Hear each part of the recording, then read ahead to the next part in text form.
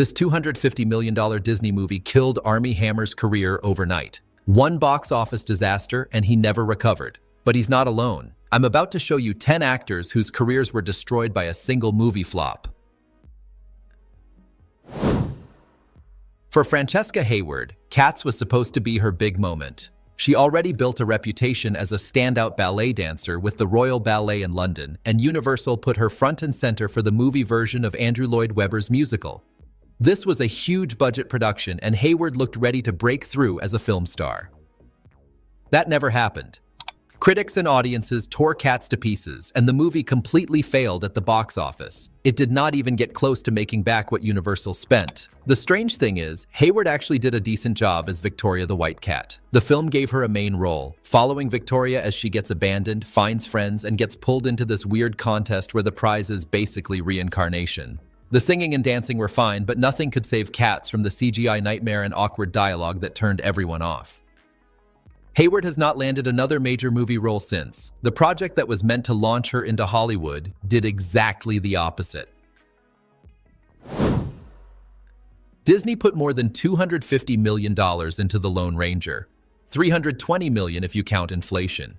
In the end, it pulled in only about $260 million. Factor in marketing and publicity, and this was a huge loss for Disney. Even now, director Gore Verbinski occasionally mentions doing a reboot, apparently with a werewolf for whatever reason. Armie Hammer played the title role, but his performance failed to connect with audiences. On top of that, there were problems with how the film portrayed certain cultures and characters. The controversy stuck, and soon after, Hammer faced a series of sexual assault accusations. His career never recovered. The Lone Ranger bombed, and it dragged Hammer's reputation down with it. Disney's trouble did not end with The Lone Ranger. The year before, they released John Carter, a film that almost rewrote the book on expensive disasters. Taylor Kitsch took the lead as Civil War veteran John Carter, who ends up in the middle of an alien war on Mars.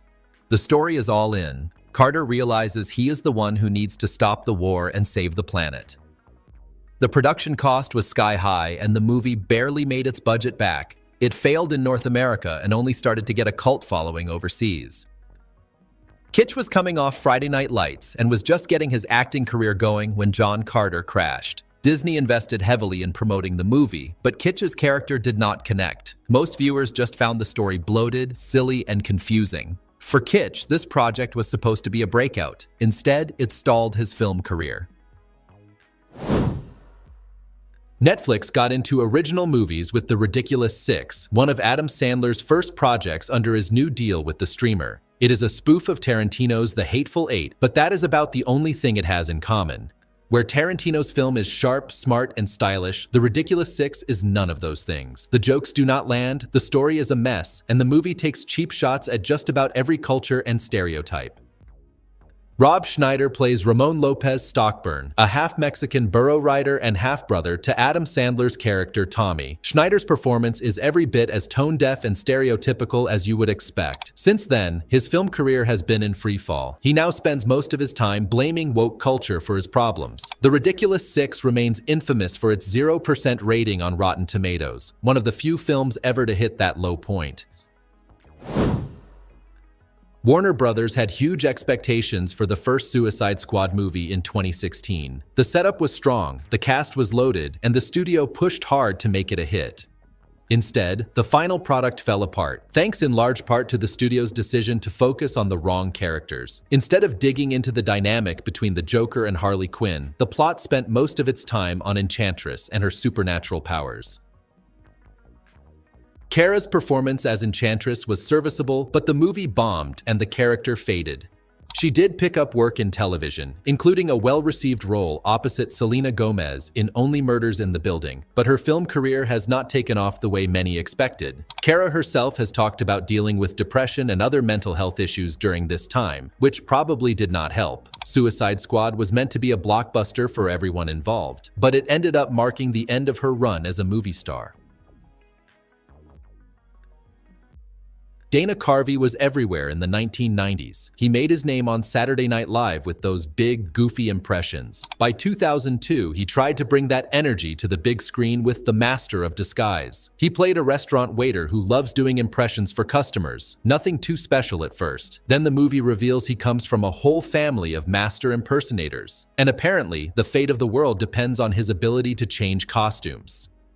The movie never figures out what it wants to be, and the jokes just land flat. There's no script to support him, and Carvey ends up carrying the whole thing on his own. Audiences didn't buy it, the film flopped, and Carvey hasn't headlined a studio movie since. These days, you might spot him in a small role, but nothing memorable. His co-star Brent Spiner has said he doesn't regret making it, but Carvey never got a real second shot. When Jim Carrey starred in The Mask back in 1994, the movie became a phenomenon. Somebody at Warner Brothers figured a spin-off could ride that wave, so out came Son of the Mask with Jamie Kennedy as the lead. Kennedy played Tim Avery, a cartoonist with a regular family life, until his dog finds the magic mask and everything goes sideways. Kennedy was mostly known for TV pranks and didn't bring anything close to Carrey's energy to this sequel. The result? A huge, loud, messy flop that missed the mark and didn't even come close to making back its $100 million budget, adjusted for inflation about $147 million today. After this, Kennedy's film credits shrank to nearly nothing. The original movie made Jim Carrey a superstar. Son of the Mask put Jamie Kennedy's career in reverse. Tom Green had his moment in the early 2000s, known for the kind of comedy that makes you wince more than laugh. Freddy Got Fingered took that to the extreme. Green starred as Gord Brody, a wannabe cartoonist who leaves home, bounces from a cheese factory job to pure chaos, delivering babies, getting arrested, and a string of gags that pretty much no one wanted to see.